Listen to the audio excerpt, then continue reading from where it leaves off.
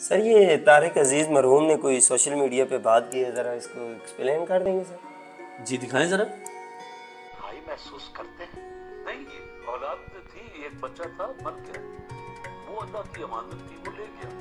جب ایک چیز آپ کے اختیار میں نہیں ہے تو اس کے لیے بیوہ عورتوں کی طرح رونا میرے آئین میں نہیں، لہذا مجھے کبھی کمی کا احساس نہیں ہوا۔ کیا کمی؟ طارق عزیز صاحب ہے نا، یہ وہ شخصیت ہے جن کی آواز پہلی دفعہ ریڈیو پاکستان سے پورے پاکستان میں سنائی دی تھی، پہلی شخصیت۔ یہ وہ پہلے اینکر ہیں جنہوں نے نیلام گر اور اس جیسے بہت سارے شوز کیے ہیں، تو ان کے زندگی کے بڑے زبردست تجربے ہیں۔ یہ جو بات کہتے ہیں نا وہ زندگی کا نچوڑ ہے۔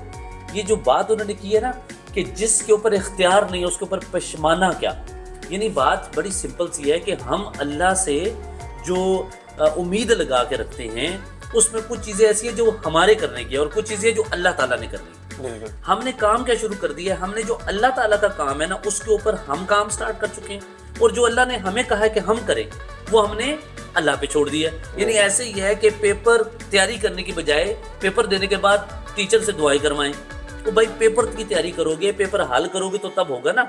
تو امید اور خوشی اس وقت تک رہتی ہے جب آپ اللہ کے جو نظام ہے اس کے مطابق چلیں، یعنی جو آپ کے اختیار میں وہ کریں، جو آپ کے اختیار میں نہیں اس کے اوپر سم آمین کریں۔